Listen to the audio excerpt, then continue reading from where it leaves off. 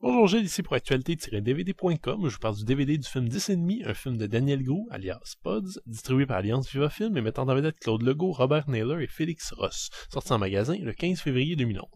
Le jeune Tommy, 10 ans, délaissé de ses parents, se retrouve dans un centre de réadaptation suite à un acte terrible qu'il commet. Gilles, éducateur aguerri, est d'abord étonné de la rage immense qui semble déborder de l'enfant, mais il décide de le confronter et de tenter de l'aider à sortir de cette spirale de folie. Pods m'avait déjà impressionné avec ses 7 jours du talion, un film de vengeance psychologiquement très dur qui arrivait à choquer même si on avait déjà vu les 1000 films de vengeance qui sont déjà sortis. La mauvaise nouvelle pour les amateurs de cinéma québécois léger et drôle, c'est que 10,5 est loin d'être plus agréable que les 7 jours du talion. Il y a des réalisateurs comme ça qui se complaisent dans la lourdeur psychologique et la densité du drame. Au vu des séries comme Minuit le soir et de ses 2 premiers films, je dirais que Daniel Gros fait partie de ceux-ci. Les premiers instants du film sont sans doute les plus insoutenables et ont le mérite de poser clairement le ton. Si vous en avez déjà la nausée, je vous conseille pas de continuer. Pas que ce qui se passe par la suite est pire, mais ce 10,5 dissait un climat violent, dur et urgent du début à la fin sans nous donner un seul moment de répit. Que cette urgence soit aussi bien rendue à l'écran confirme à mon avis tout le talent de Daniel Gros, qui s'avère clairement comme un des nouveaux réalisateurs québécois les plus doués de sa génération. Sa mise en scène est épurée, précise, dénuée de tout style ou de fioriture. Beaucoup moins léché que les 7 jours du talion, les images suivent de près le jeune Tommy et les interventions souvent vaines de Gilles, ce qui est très frustrant, avec une vigueur et un réalisme qui rappellent un certain cinéma engagé des années 70 et il nous fait presque croire à un documentaire par moment.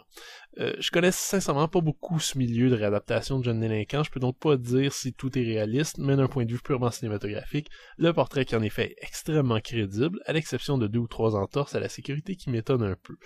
Évidemment, un film aussi lourd pourrait pas rester longtemps debout sans des interprètes au sommet de leur forme. Je seconde tout le bien qu'on a dit de Robert Naylor, hallucinant et halluciné en enfant sauvage, précoce et désemparé. Son rôle voit lui seul le visionnement du film et Claude Legault fait le bon choix de s'effacer, laissant à sa jeune co-vedette toute la place pour habiter pleinement l'histoire.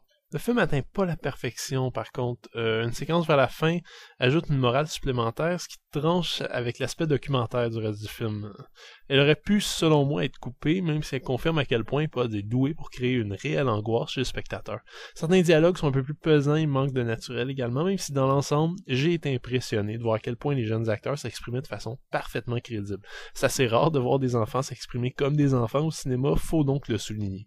Malgré ces petits détails, 10,5 est donc une vraie réussite, mais s'adresse évidemment pas au cœur sensible. Si vous l'avez bien accroché, le nouveau film de Daniel Gros propose un voyage brutal, dur et nécessaire au cœur de l'enfance meurtrie. Le DVD est présenté en 2h35 anamorphique avec piste audio en français 5.1 et des sous-titres en français et en anglais.